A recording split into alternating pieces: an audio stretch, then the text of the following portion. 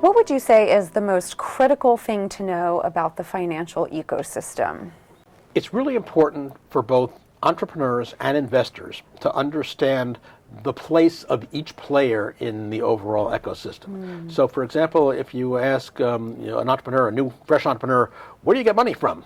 They'll say, well, banks or angels and VCs. Well, those are like three completely different operations that invest or provide money at three completely different times in the life cycle of a company. And so again and again, I'll often hear the question, well, which should I go to? Which is better for me to get money from an angel or a VC? Well, you know what? Typically, you don't have a choice. It's not a binary choice. It's like saying, what should I drive? A school bus or a Formula One racer? Well, the question is, what are you doing? Are you taking 40 kids to kindergarten? Are you driving in 24 hours of Le Mans? Or are you, taking 80,000 pounds of machinery across an ice road, right? Well, so the answer is one or the other or neither, in that case, may be appropriate for what you're doing, but it's certainly not going to be both, right? You can't, there's no way that both a Formula One car and a school bus are going to be appropriate for any one thing that you're doing. So therefore, typically angels and VCs are at different parts of the spectrum. The very first cash into a company comes from you, from the entrepreneur. The entrepreneur has to put their own money in it. There's a wonderful New Yorker cartoon which shows two entrepreneurs pitching a VC, and they're saying, we put our heart and soul into this company. All we're asking from you is $10 million.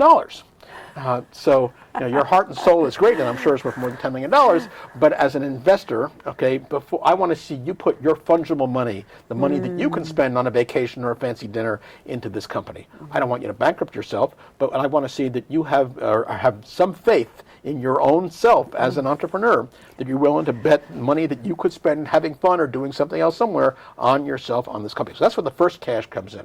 And then typically, at that point, you still have nothing to show for anything. It's still a pie-in-the-sky idea. So the next cash that comes in are typically from people who are investing not because the company is great, because they're not professional investors. They're not domain experts. What they are people who know you and love you and trust you and respect you. It's your friends and family. You don't have to have friends and family, but typically they're the only source you've got, because each of these sources of capital is typically available, the only capital available at a particular stage, right? And so friends and family are investing in your company because they know you. They want to help you, support you. It's like an old community barn raising. They're all going to pitch in, and so most people typically can figure out how to get some money, raise some money from people who are not professional investors, whether it is $10,000 or $50,000 or $100,000, whether it's from their parents, their siblings, their Aunt Esther, their somebody they met at work or whatever it is. That's a friends and family, and that's typically where the first cash comes in.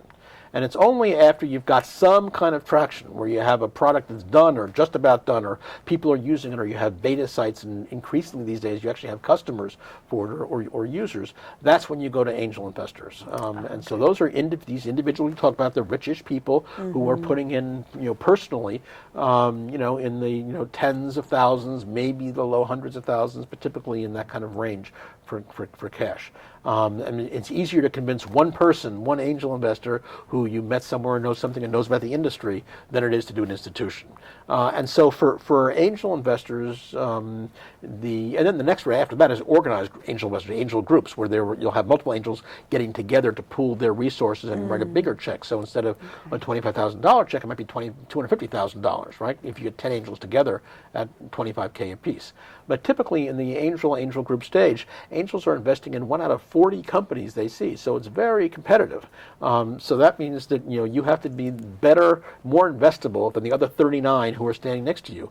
And that's why the bar continues to rise in terms of how far are you along the way. Because if you just have an idea, but the person next to you, she's got an entire company and customers and a product over there, she has de-risked it a lot more than your great idea. So I'm going to invest in that. And so typically that's where the next cash comes from.